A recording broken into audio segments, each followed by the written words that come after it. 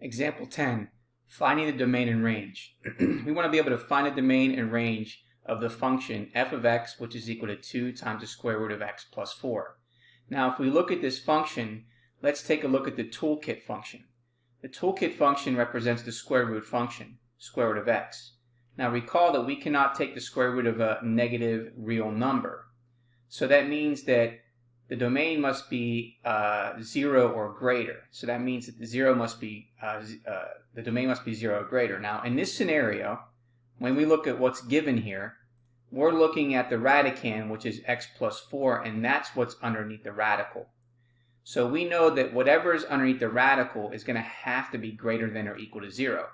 So what we have under the radical is x plus 4. Solving for x, we subtract 4 to both sides, tells us that x is greater than or equal to negative 4. So when we put in our graph, we can then state that the domain represents the negative 4 to positive infinity.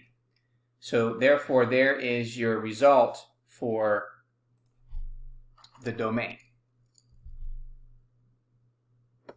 So now that we know that that is the domain, now we need to figure out the range.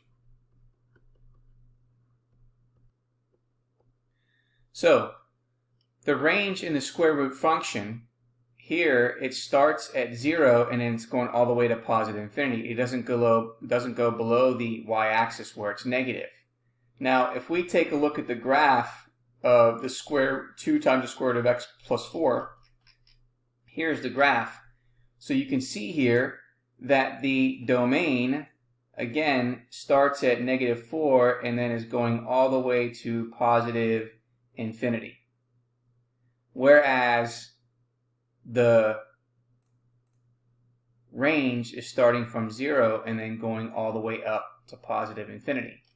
So therefore, we can say that the range is starting at 0 and going all the way to positive infinity, which is similar to what you see over here. So again, the domain goes from bracket negative 4 to infinity, and then when we then find the range, we know that if we plug in negative 4 into the function, if we plug in negative 4 in here, negative 4 plus 4 is 0.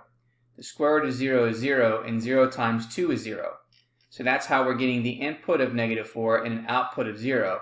And the function value increases as x increases without any upper limit. So we conclude that the range of f is including 0 all the way to infinity.